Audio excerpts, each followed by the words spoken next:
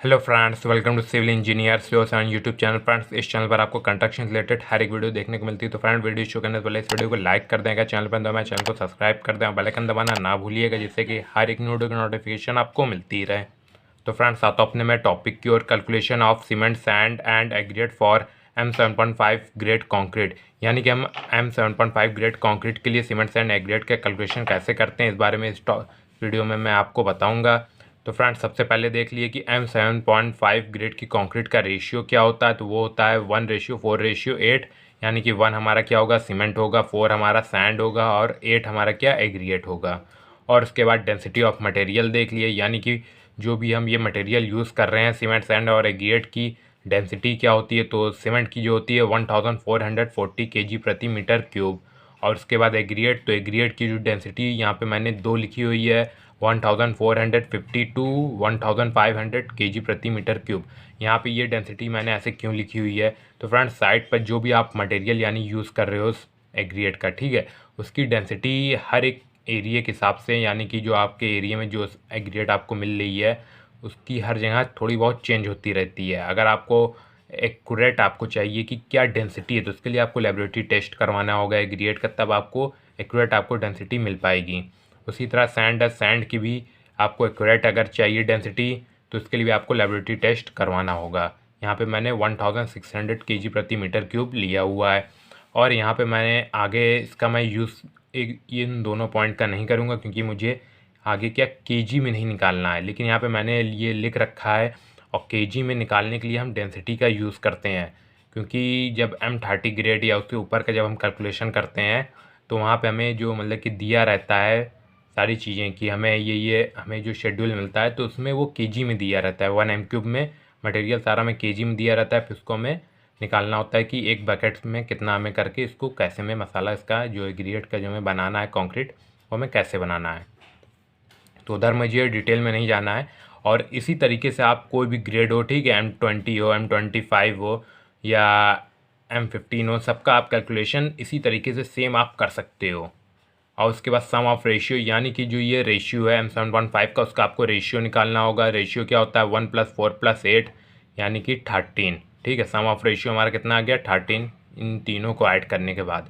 उसके बाद material required, यानी कि जो मैं कैलकुलेशन यहाँ पे मैं आपको करके बताऊंगा वो 1 m³ कंक्रीट के लिए बताऊंगा। यानी कि M7.5 ग्रेड की 1 m³ कंक्रीट के लिए कितना हमें मटेरियल लगना है, सीमेंट सैंड और एग्रीगेट। ठीक है, तो फर्स्ट हमें करना क्या होगा, first convert wet volume to dry volume. यानी कि जो हमारा जो मटेरियल होता है कंक्रीट, वो क्या होती है, गीली होती है। ठीक है, जब उसको या स्लैब में कर रहे हैं तो वहाँ पे वो तो ऐसे रहेगी, या अगर वॉल में कर रहे हैं तो शटरिंग के अंदर जितनी भी हम डाल रहे हैं तो वो हम वेट ही डालते हैं। ठीक है, तो वेट का ही हमें वहाँ पे निकालना होता है कि कितना हमें लगनी है।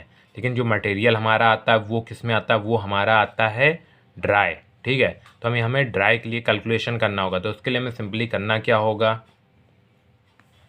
जो ये हमारा 1 m³ है उसमें हमें 1.54 से मल्टीप्लाई करना होगा। ये 1.54 से मल्टीप्लाई क्यों कर रहे हैं, ये हमारी एक कांस्टेंट वैल्यू है। ठीक है, जब भी हम वेट कंक्रीट को ड्राई में कन्वर्ट करते हैं तो वहाँ पे 1.54 से मल्टीप्लाई करते हैं।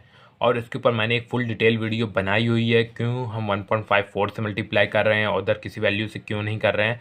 उसकी फुल डिटेल आपको मिल जाएगी, जिसकी लिंक आपको डिस्क्रिप्शन में मिल जाएगी, जाके वीडियो के आप देख सकते हो वहाँ पास से। तो इसको मल्टीप्लाई हम कर देंगे तो हमारा आंसर क्या आएगा, 1.54 m³। ठीक है, अब इसके बाद अब हमें सिंपली कैलकुलेशन करना है कि हमारी सीमेंट कितनी लगेगी। तो उसके लिए सबसे पहले हमें क्या, वैल्यूम ऑफ सीमेंट हमें निकालना होगा। उसका फार्मूला क्या होगा, ratio of cement upon sum of ratio into dry volume.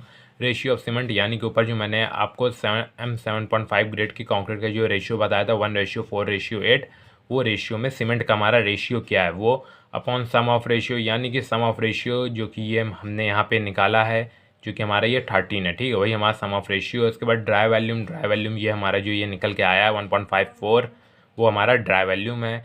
अब इसके बाद सारी वैल्यू को हमें पुट कर देना है। तो उसके बाद 1 ratio of cement, sum of ratio 13, उसके बाद into dry volume. Dry volume हमारा कितना है, 1.54। ठीक है, अब इसको हम सॉल्व कर लेंगे तो हमारा आंसर है कितना, 0.118 मीटर क्यूब। यानी कि M7.5 ग्रेड की 1 m³ कंक्रीट में 0.118 m³ हमारी क्या सीमेंट लगेगी। अब इसको हमें केजी में कन्वर्ट करना है। तो इसके लिए यहाँ पे हमें जो ये हमारी वैल्यू है उसमें हमें मल्टीप्लाई करना होगा किससे, डेंसिटी ऑफ सीमेंट से। तो वो हमारी कितनी होती है 1440, ठीक है, केजी प्रति मीटर क्यूब, केजी प्रति मीटर क्यूब ये हमारी क्या होती है डेंसिटी ऑफ सीमेंट।